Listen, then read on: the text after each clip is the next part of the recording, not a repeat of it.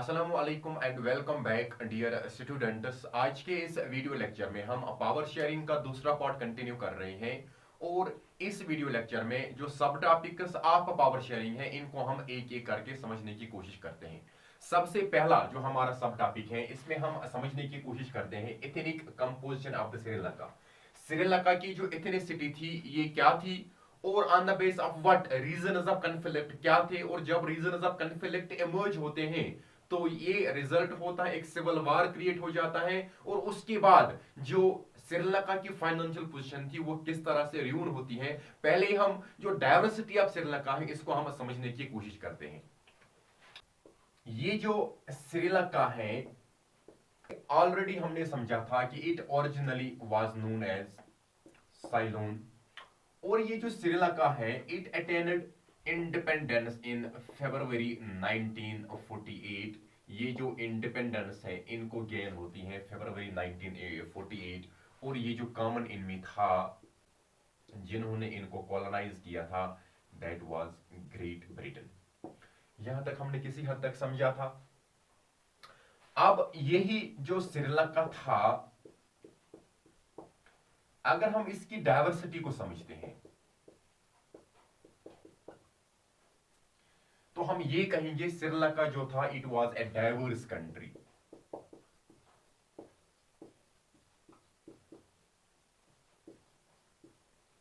Diverse country क्यों थी? क्योंकि मोस्टली हम ये कहेंगे टू कम्युनिटीज थी जो श्रीलंका की जो इथनिसिटी थी वो तय करती थी। और इसमें से जो एक कम्युनिटी थी इनका नाम था सिन्हाला कम्युनिटी। और इनकी जो पॉपुलेशन श्रीलंका की टोटल पॉपुलेशन में उसका 74% कॉन्स्टिट्यूट करते थे Sinhala community. Mean Sinhala community जो थी ये majority community of this ethnic group था। श्रीलंका की एक मेजॉरिटी कम्युनिटी कहलाती थी। और टोटल पॉपुलेशन ऑफ श्रीलंका जो था उसमें 74% पॉपुलेशन इन सिन्हाला ग्रुप्स की थी या इस सिन्हाला कम्युनिटी की थी। रेस्ट जो थे वो तामिल्स कहलाते हैं। और ये जो तामिल्स हैं they constitute 18% of the population of Sri Lanka. Means दो इथनिक ग्रुप श्रीलंका में थे। एक सिन्हाला कम्युनिटी के नाम से हम जानते हैं जिनकी 74% पॉपुलेशन थी, और दूसरे ग्रुप को हम तामिल्स के नाम से जानते हैं जिनकी 18% पॉपुलेशन थी। अब ये जो तामिल हैं इसको हम सब ग्रुप करते हैं दो पार्ट्स में। इसमें से कुछ तामिल्स वो थे जिनको हम श्रीलंकन तामिल्स के नाम से जानते हैं। और ये जो श्रीलंकन तामिल्स थे out of this 18% they constitute 13% of the Sri Lankan population. Means 13% जो इन टोटल तामिल्स में थे ये श्रीलंकन तामिल्स कहलाते थे। और रेस्ट जो 5% थे ये इंडियन तामिल्स कहलाती थी। ये इंडियन तामिल्स क्यों कहलाते थे? बिकॉज इनके जो फोर फादर्स थे ये तमिलनाडु गए थे on the plantation fields. And after India and Pakistan and Sri Lanka जब ये इंडिपेंडेंस हो जाती हैं तो जो बाउंड्रीज थी वो फिक्स की जाती हैं, तो ये एक दूसरे कंट्री में वापस नहीं आ जाते, जिसका रिजल्ट ये निकलता है कि ये जो तमिल्स हैं ये श्रीलंका में ही रहते हैं। ये जो सिन्हाला कम्युनिटी थी बाय बीइंग इन मेजॉरिटी इन्होंने डिप्राइव किया ये जो तमिल्स थे माइनॉरिटी में from every sort of right. Means कि हर तरह का जो राइट था वो इनसे छीना गया था। या हम ये कहेंगे कि जो तमिल्स थे they were declared as inferior citizens और they were declared as second class citizens. Hence all the rights जो थे, जो ह्यूमन राइट्स थे वो इनसे छीनी गई थी। और हम ये कहेंगे कि इनको इग्नोर किया गया था सिन्हाला की जो मेजॉरिटी कम्युनिटी थी। अब हम समझने की कोशिश करते हैं जो रिलीजियस कंपोजिशन ऑफ श्रीलंका का था वो क्या था। Religious composition of Sri Lanka. इस रिलीजियस कंपोजिशन ऑफ श्रीलंका को समझने से पहले ये जो तमिल्स हैं इंडियन तमिल्स के नाम से जिनको हम जानते हैं, ये किस तरह से श्रीलंका पहुंचते हैं, पहले हम ये समझने की कोशिश करते हैं। क्लास 8 में आपने पढ़ा होगा, वुमेन कास्ट एंड रिफॉर्म के नाम से एक चैप्टर है हिस्ट्री का। वहां पर यह दिया हुआ है कि जो हिंदू सोसाइटी थी वहां पर एक सिस्टम था, उसे हम कहते हैं कंसेप्ट ऑफ अनटचेबिलिटी। और ये जो अनटचेबल्स थे, ये सोसाइटी का एक इंफीरियर क्लास माना जाता था, और इनका जो एक्सेस टू पब्लिक लाइफ था वो रेस्ट्रिक्ट किया गया था। जो मेजॉरिटी कम्युनिटी थी या जो ब्राह्मण क्लास, खुद को सुपीरियर कहने वाली जो क्लास थी, इन्होंने इनका जो एक्सेस टू पब्लिक लाइफ था वो रेस्ट्रिक्ट किया हुआ था। इनकी जो टेंपल एंट्री थी वो रेस्ट्रिक्टेड थी। इनका जो एक्सेस टू पब्लिक पार्क्स था, इनका जो एक्सेस टू पब्लिक प्लेसेस था वो कंप्लीटली रेस्ट्रिक्टेड थी। हिंस इन पर बहुत तरह की एक्सप्लॉइटेशन वो थी जो इनके साथ की जाती थी वया जो हिंदूज की जो हायर क्लासेस थी। तो so finally by the course of time दो ऑप्शंस आते हैं। ये जो माइनॉरिटी कम्युनिटी इंडिया में थी, जो अनटचेबल्स के नाम से हम जानते हैं, एक ऑप्शन इनके पास ये था कि इंडिया में अर्बनाइजेशन आ जाती है। जब अर्बनाइजेशन आती है तो जो सिटी को ब्यूटिफिकेशन करना था, जो ड्रेनेज सिस्टम की जो साफ सफाई थी, उसके लिए हमें चाहिए थे वर्कर्स, और वहां पर इनको हायर किया गया, जिसके जरिए से इनका जो एक्सेस टू पब्लिक लाइफ था अब वो किसी हद तक बढ़ रहा था, या हम ये कहेंगे ये पब्लिक एक्सेस को अब ये एक्सेस कर पा रही थी। लेकिन फिर भी इन पर कंटिन्यूअसली एक्सप्लॉइटेशन थी। इस एक्सप्लॉइटेशन से बचने के लिए अब इनका दूसरा रास्ता ये था, वो ये था कि जो यूरोपियन प्लांटर्स थे, या हम कहेंगे कि जो कॉलोनियल गवर्नमेंट थी, जहां पर भी इंडिया में ग्रॉस लैंड्स थे, या जहां पर भी जिन जिन कंट्रीज को इन्होंने कॉलोनाइज किया हुआ था, वहां पर जो भी ग्रॉस लैंड्स थे या वहां पर जो भी वेस्ट लैंड थे, ब्रिटिश गवर्नमेंट के हिसाब से, कॉलोनियल गवर्नमेंट के हिसाब से वो लैंड मानी जाती थी अनप्रोडक्टिव। अनप्रोडक्टिव क्यों मानी जाती थी? क्योंकि उस लैंड से कल्टीवेशन नहीं होती थी, तो हम ये कहेंगे वो लैंड जो थी वो प्रोडक्टिव तस्वर नहीं की जाती थी। By the course of time क्या हो जाता है कि ये जो कॉलोनियल गवर्नमेंट है ये इनकरेज करते हैं यूरोपियन प्लांटर्स को, यूरोपियन प्लांटर ओनर्स को, कि आप इन फील्ड्स को कन्वर्ट करिए कल्टीवेशन एरियाज में, हम ये कहेंगे प्रोडक्टिव एरियाज में। And by the course of time यही हो जाता है कि जो बड़े बड़े ग्रॉस लैंड्स होते हैं वहां पर जो पेस्टोरल कम्युनिटी थी उनकी जो मोमेंटी थी उसे रेस्ट्रिक्ट किया जाता है। एंड ये जो ग्रास लैंड्स थे, ये जो वेस्ट लैंड थे, इनको एग्रीकल्चरल ट्रैक्ट्स में कन्वर्ट किया जाता है। तो इसी तरह से क्या हो जाता है कि उसके बाद ये जो यूरोपियन प्लांटर्स थे ये फॉर अवे डिस्टेंसेस से प्लांटेशन वर्कर्स को हायर करते थे, पर यूरोपियन प्लांटर्स के जरिए उन क्रॉप्स की कल्टीवेशन की गई जो प्लांटेशन क्रॉप्स कहलाते हैं, और जन प्लांटेशन क्रॉप्स की यूरोपियन मार्केट में बहुत ज्यादा डिमांड थी। मोस्ट इंपॉर्टेंटली जो इंडिगो की कल्टीवेशन की जाती थी, कॉटन की कल्टीवेशन की जाती थी, और बहुत सारे वो क्रॉप्स जिनकी यूरोपियन मार्केट में डिमांड थी। अब ये जो यूरोपियन प्लांटर्स थे ये खुद कल्टीवेशन नहीं करते थे, ये खुद काम नहीं करते थे, ये हायर करते थे जो यहाँ के वर्कर्स थे। अब जो तमिलनाडु है वहां पर दो तरह के रेसेस के लोग रहते हैं। एक कहलाते हैं ऑरियन रेस, जो खुद को सुपीरियर रेस कहलाते हैं, और दूसरी रेस होती है ड्राविडियन रेस। और ये जो ड्राविडियन रेस है ये अनटचेबल्स के नाम से भी हम जानते हैं, और इनको इंफीरियर रेस का दर्जा दिया हुआ था, and they were not having the access to public life. और इस कम्युनिटी के लिए, इस अनटचेबल कम्युनिटी के लिए अब ये एक अपॉर्चुनिटी थी to move from their original land to far away distances and to have access a public life, और we can say to freed themselves from this exploitation, जो एक्सप्लॉइटेशन ये अपनी कंट्री में फेस कर रहे थे। तो यही कुछ हो जाता है, तो ये अपने घर बार छोड़कर यूरोपियन प्लांटेशन फील्ड्स पर एज ए प्लांटेशन वर्कर काम करते थे। और कल हमने पढ़ा था इनलैंड इमिग्रेशन एक्ट पास किया गया था, जिस इनलैंड इमिग्रेशन एक्ट के मुताबिक कोई भी जो प्लांटेशन वर्कर होता था वो अपनी मर्जी से वापस नहीं जा सकता था। उसकी जो मूवमेंट थी उसे रेगुलेट करके रखा गया था यूरोपियन प्लांटर्स ने। और इसी ही सिचुएशन के दौरान ही जो तमिलनाडु की इंडियन स्टेट है उससे कुछ प्लांटेशन वर्कर्स काम करने के गर्ज में गए थे Sri Lanka, and by the course of time वो श्रीलंका में ही रहते हैं और श्रीलंका की प्रॉब्लम वही क्रिएट हो जाती है, और ये जो तमिल प्रॉब्लम है ये इसी से स्टार्ट क्रिएट हो जाती है। होप आपने ये अंडरस्टैंड किया होगा कि ये जो तमिल प्रॉब्लम श्रीलंका की प्रॉब्लम थी ये किस तरह से इंडियन प्रॉब्लम भी थी, और किस तरह से ये जो तमिल्स थे ये किस तरह से श्रीलंका पहुंचे थे। अब जो रिलीजियस कंपोजिशन ऑफ श्रीलंका है इसको हम समझने की कोशिश करते हैं कि ये जो मेजॉरिटी सिन्हाला कम्युनिटी है they constitute 74% of the population, और इनमें से जो मेजॉरिटी थे,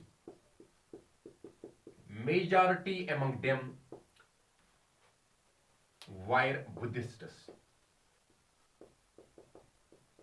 means कि Sinhala community which constitute 74% of the Sri Lankan population, and by being 74% of the population they were declared as majority, and इस मेजॉरिटी का या इस 74 का जो ऑलमोस्ट ज्यादा तबका था वो बुद्धिस्ट्स थे, मीन्स एक सिन्हाला कम्युनिटी जो थी इनका फेथ था बुद्धिज्म।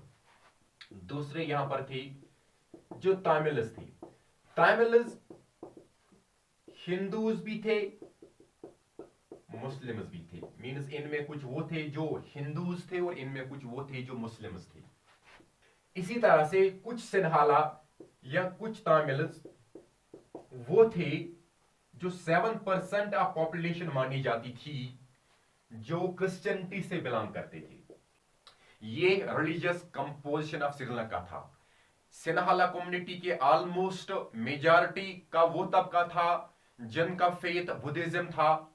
तमिल्स ये डिवाइडेड थे, ये कुछ मुसलमान भी थे, ये कुछ हिंदूज भी थे, और उसके बावजूद जो 7% ऑफ द श्रीलंकन पॉपुलेशन थी वो तमिल्स में भी हो सकते हैं, वो सिन्हाला में भी हो सकते थे जिनका फेथ क्रिश्चियनिटी का था। इसका मतलब ये था कि वो क्रिश्चियंस थे। ये हमने यहां पर समझा कि जो रिलीजियस कंपोजिशन ऑफ श्रीलंका है। अब हम यहां पर जो रीजंस ऑफ कॉन्फ्लिक्ट हैं, जो रीजंस ऑफ टेंशन है, उसको यहां पर हम समझने की कोशिश करते हैं। इसका मतलब ये हुआ अब किस बात पर तमिल्स और सिन्हालास के दरमियान कन्फ्लिक्ट था, क्या रीजन था, रीजंस ऑफ टेंशन क्या थे, रीजंस ऑफ कन्फ्लिक्ट क्या थी, रीजंस ऑफ रिवोल्ट क्या थी। क्या हो जाता है कि जब वक्त था 1956 का, सिन्हाला गवर्नमेंट के जरिए एक एक्ट पास किया जाता है, और इस एक्ट के जरिए जो सिन्हाला कम्युनिटी की लैंग्वेज थी इसे हम सिन्हालीज के नाम से जानते हैं, और इस सिन्हालीज लैंग्वेज को श्रीलंका की ऑफिशियल लैंग्वेज डिक्लेयर की जाती है। Official language means only official language, means only one language, that is Sinhalese language. It was declared as the official language of the whole of the Sri Lanka. और एक बात जिसे हम कहते हैं प्रेफरेंशियल पॉलिसी लाई जाती है, एक एक्ट और एक एक्ट पास किया जाता है जिस एक्ट को प्रेफरेंशियल पॉलिसी के नाम से भी हम जानते हैं। इसमें यह कहा जाता है कि जो गवर्नमेंट जॉब्स हैं इनमें प्रेफरेंस दी जाएगी जो सिन्हाला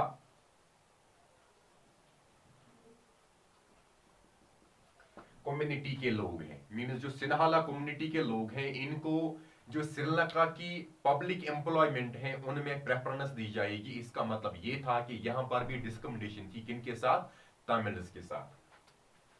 फाइनली और एक एक्ट पास किया जाता है। इस एक्ट में कहा जाता है जो गवर्नमेंट है ये काम करेगी for the promotion of Buddhism. इस कंसेप्ट से भी हम ये समझ सकते हैं कि जो सिन्हाला कम्युनिटी थी ये बाकी कम्युनिटीज को या तमिल कम्युनिटी को डिप्राइव कर रही थी, या बाकी जो रिलीजियस फेथ्स थी उनको यहां पर नेग्लेक्ट किया जा रहा था। तो इसी असना में क्या हो रहा था कि ये जो तमिल्स थे इनकी डिमांड क्या थी, ये चाहते थे कि जो तमिल लैंग्वेज है, जो तमिल लैंग्वेज है इसको भी डिक्लेयर किया जाए as an official language. First point. Second point, ये चाहते थे equal opportunity in public employment. Public employment में इक्वल अपॉर्चुनिटी दी जाए किनको? तमिल कम्युनिटी को। और साथ ही साथ ये चाहते थे कोई भी डिस्क्रिमिनेशन नहीं होनी चाहिए। इसका मतलब है कि जो कंसेप्ट ऑफ इक्वलिटी है that must prevail in the Sri Lanka, और जो पब्लिक एम्प्लॉयमेंट है वो इक्वली हर एक के लिए अवेलेबल रखी जाए, और जो कंसेप्ट ऑफ डिस्क्रिमिनेशन है उसको खत्म किया जाए। और अगर हम इसको इंडिया के साथ रिलेट करते हैं तो ये जो ये वाला कंसेप्ट है equality of opportunity in public employment, ये इंडियन कॉन्स्टिट्यूशन के आर्टिकल 16 में आता है। और साथ ही साथ अगर हम नो डिस्क्रिमिनेशन की बात करते हैं, prohibition of discrimination on the grounds of religion, race, caste, sex, place of birth, ये इंडियन कॉन्स्टिट्यूशन के आर्टिकल 15 में आता है। तो ये जो कंसेप्ट है इंडियन कॉन्स्टिट्यूशन में, एंड मोस्ट इंपॉर्टेंटली जो इंडियन कॉन्स्टिट्यूशन का 8th शेड्यूल है, 8th शेड्यूल ये डील करता है ऑफिशियल लैंग्वेज से। और इसमें ओरिजिनली 14 ऑफिशियल लैंग्वेज इंडिया की रिकॉग्नाइज की गई थी कॉन्स्टिट्यूशन के जरिए, and by the course of time और लैंग्वेजेस ऐड की गई। तो प्रेजेंटली जो इंडिया की ऑफिशियल लैंग्वेजेस हैं वो 22 है। इसका मतलब ये हुआ कि इंडिया में जो लैंग्विस्टिक ग्रुप्स हैं उनको नेग्लेक्ट नहीं किया गया, बल्कि हर एक लैंग्वेज को ड्यू रिप्रेजेंटेशन दी गई कॉन्स्टिट्यूशन के जरिए। इसका मतलब ये हुआ इंडिया में किसी हद तक जो डाइवर्सिटी है इसको हर तरह से एकोमोडेट करने की कोशिश की गई थी। लेकिन इस सब का क्या रिजल्ट निकलता है कि जब सिन्हाला कम्युनिटी के जरिए ये पॉलिसीज लाई जाती हैं, गवर्नमेंट जॉब्स को रिजर्व रखा जाता है या एक्ट पास किया जाता है, सिन्हालीज लैंग्वेज ही ऑफिशियल लैंग्वेज डिक्लेयर की जाती है, या हम ये कहेंगे बुद्धिज्म के लिए काम किया जाता है, बाकी रिलीजियस बिलीफ्स को नेग्लेक्ट किया जाता है। इस पर तमिल जो थे अपना एतराज जताते हैं और डिमांड करते हैं कि जो तमिल लैंग्वेज है इसको भी ऑफिशियल लैंग्वेज डिक्लेयर किया जाए, इक्वल अपॉर्चुनिटी पब्लिक अपॉर्चुनिटीज में होनी चाहिए, और कोई भी डिस्क्रिमिनेशन नहीं होना चाहिए on the base of religion, race, caste, sex, place of birth. तो इस बिना पर सिन्हाला कम्युनिटी के जरिए कोई भी ड्यू रिप्रेजेंटेशन या कोई भी कंसिडरेशन इनके किसी भी ग्रीवियंस को एड्रेस नहीं किया जाता है, जिसका रिजल्ट ये निकलता है कि ये जो तमिल्स थे ये एक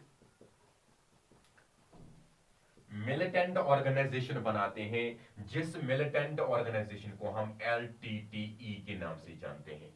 ये जो LTTE था it means liberation tigers of Tamil इलम। इलम is a Tamil term which means state. Thus, the main objective of this LTTE was to get a separate homeland within Sri Lanka for these Tamils. In Tamils को एक separate homeland मिलना चाहिए with in Sri Lanka. It was the main objective of these LTTEs, and this LTT group, or we can say this conflict wherein the diversity was not accommodated, it led to the start of a civil war in the Sri Lanka। तो यहां से अब क्या हो जाता है, एक civil war start हो जाता है श्रीलंका के जरिए। अब आगे क्या हो जाता है कि जब LTTE के जरिए एक मिलिटेंट ऑर्गेनाइजेशन बनाई जाती है, liberation the tigers of Tamil Eelam के नाम से, जिनका मेन ऑब्जेक्टिव ये था to get a separate homeland for the Tamils within the Sri Lanka. तो फाइनली इस डिमांड को जब एड्रेस नहीं किया गया तो ये जो श्रीलंकन प्रॉब्लम थी it involves Indian problem also. ये इंडियन प्रॉब्लम भी थी, क्योंकि ये जो तमिल्स थे ये ओरिजिनल इनहेबिटेंट्स ऑफ इंडिया भी थी, और अब जो इंडियन गवर्नमेंट है अब इनका भी ये कंसर्न बना हुआ था, ये जो तमिल प्रॉब्लम श्रीलंका की थी।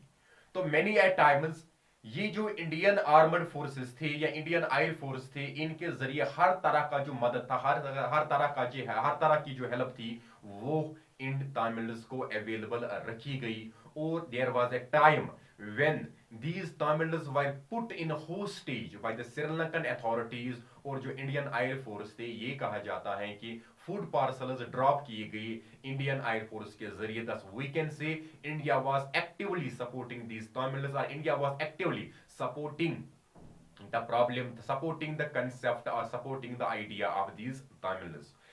On the base of this, Indo-Sri Lankan Peace Accord was signed in 1987. Indo Sri Lankan peace accord sign किया जाता है 1987 में, जिस पीस अकॉर्ड का मतलब अब ये था कि जो इंडिया की फौज है उसे हम कहेंगे फिलहाल के लिए इंडियन पीस कीपिंग फोर्सेस, वो श्रीलंका जाएगी और वहां पर पीस को रेस्टोर किया जाएगा, ऑर्डर को रेस्टोर किया जाएगा। लेकिन जब Indian peace keeping forces Sri Lanka चले जाते हैं और Sri Lanka declared that India is actively interfering in the internal affairs of Sri Lanka and finally Indian peace keeping forces withdrew from the Sri Lanka without attaining any objective. तो यहां पर क्या हो जाता है कि ये जो इंडियन पीस कीपिंग फोर्सेस थे ये चले जाते हैं श्रीलंका, इसलिए पीस को रेस्टोर करने के लिए। लेकिन ये जो श्रीलंका था, श्रीलंका ने कहा कि ये जो इंडिया है, इंडिया इंटरफियर कर रहा है, जो इंटरनल अफेयर्स श्रीलंका के। तो फाइनली ये जो इंडियन पीस कीपिंग फोर्सेस थे इनको वापस आना पड़ा विदाउट अटेनिंग एनी ऑब्जेक्टिव। तो फाइनली जब ये वापस आते हैं तो हम यहां पर यह भी समझ सकते हैं कि ये जो Indian peace keeping forces Sri Lanka चली गई, पीस को ये किस तरह से रिस्टोर कर सकती थी, क्योंकि इनको वहां से तमिल से ही लड़ना था, तभी ये मुमकिन हो पाता था कि तमिल प्रॉब्लम को खत्म किया जाए। तो finally it now started a conflict between the Tamils and the Indian government। India government और तमिल्स के दरमियान conflict स्टार्ट हुआ और जो इंडिया का प्राइम मिनिस्टर था जिनका नाम था राजीव गांधी, इनको LTTE के जरिए चेन्नई तमिलनाडु में किल किया जाता है। तो इस तरह से हम ये कहेंगे कि इंडिया का जो एक prime minister Rajiv Gandhi Congress party से बिलोंग करता था, वो LTTE के जरिए मारा जाता है। अब ये जो सिविल वार श्रीलंका में ये थम नहीं रहा था, कंटिन्यूअसली इस सिविल वार से जो फाइनेंशियल पोजीशन ऑफ श्रीलंका की थी वो ड्रेन आउट होती जा रही थी, वो बहुत ज्यादा र्यून होती जा रही थी, और जिस तरह से श्रीलंका में जो पीस था वो सही तरह से एस्टैब्लिश नहीं किया जा सकता था या नहीं हो रहा था। वक्त हो रहा था, इट वाज 2009। जो ये LTTE था, इसका जो चीफ था इनका नाम था प्रभाकर। ये जो LTTE चीफ था 2009 में इसको भी किल किया जाता है। ये जब मारा जाता है तो फाइनली क्या हो जाता है कि जो लेटर LTTE लीडरशिप थी,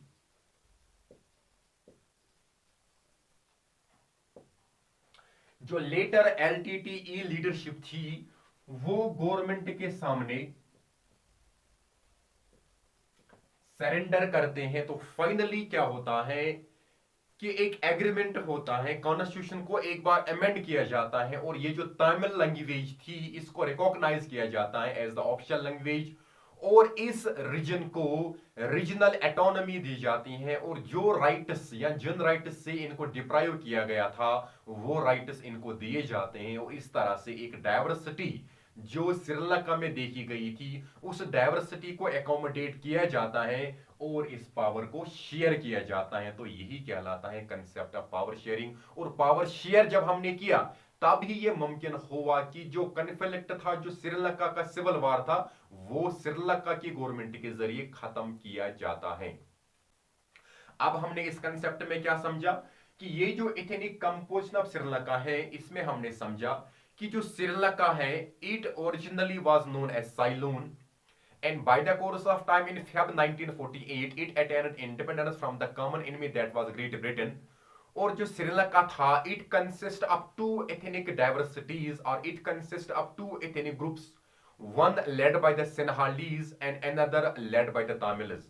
Sinhala constitute 74% of the Sri Lankan population, while the Tamils constitute 18% of the population, and these Tamils are subgrouped into two categories, wherein 13% are known as the Sri Lankan Tamils and the rest 5% are known as Indian Tamils.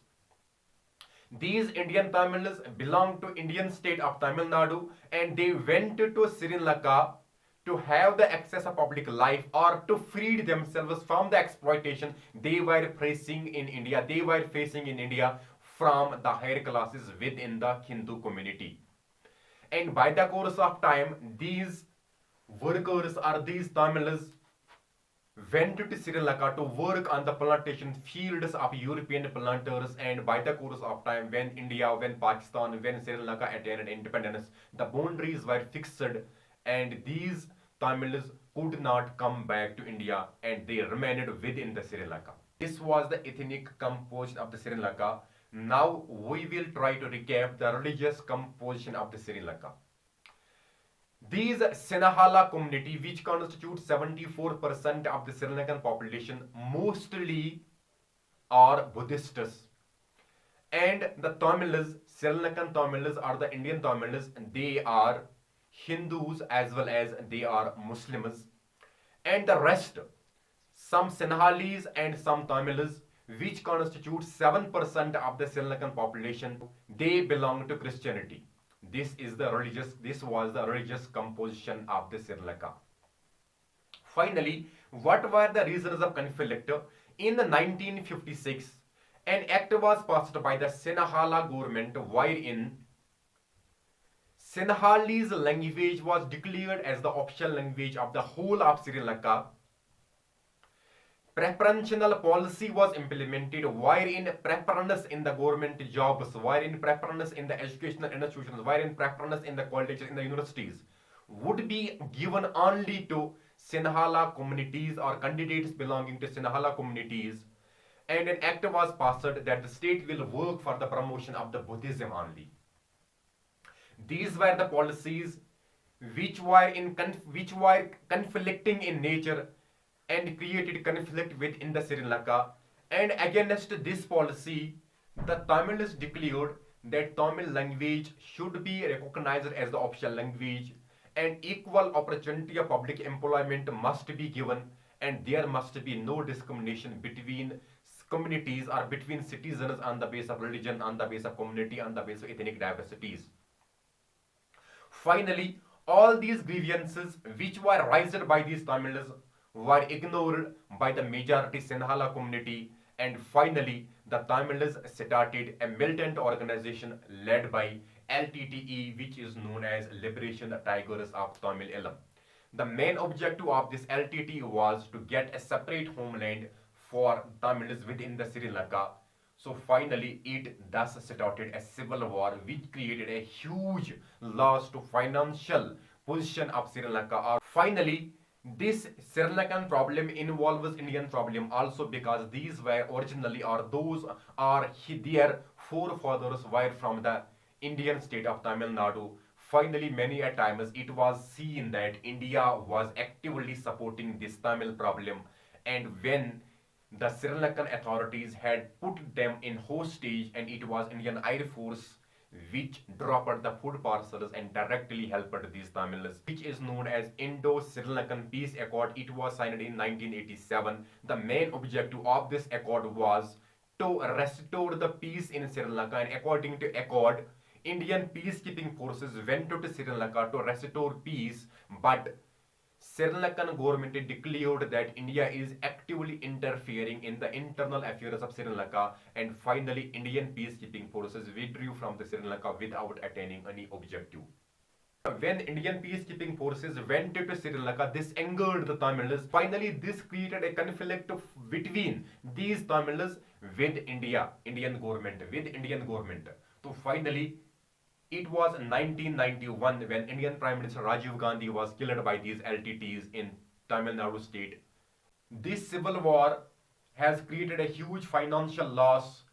It had led to a disaster in the whole of Sri Lanka, and it was finally in 2019 when the chief of LTT, that is Prabhakaran, was killed by the Sinhala authorities, or by the Sri Lankan authorities, and after that the later LTT leadership surrendered in front of the Sri Lankan government, and finally an agreement was made while in this civil war came to an end and regional autonomy was given to their region or to their province wherein they were residing, wherein they were settled, and every sort of right were given to them which originally were neglected to them. So finally in this way power was shared and this diversity was accommodated. Thus by sharing power it means we can accommodate diversities. There is one concept also, that is the concept of majoritarianism.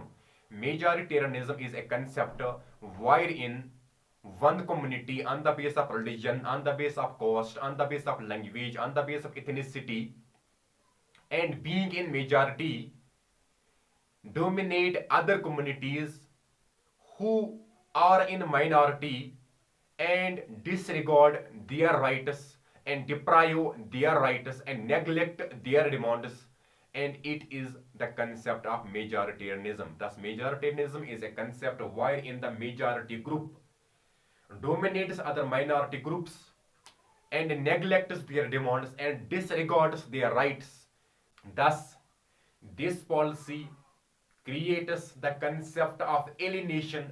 This policy creates the concept of separation, which is a great threat for the economy of the country or for the economy of a state.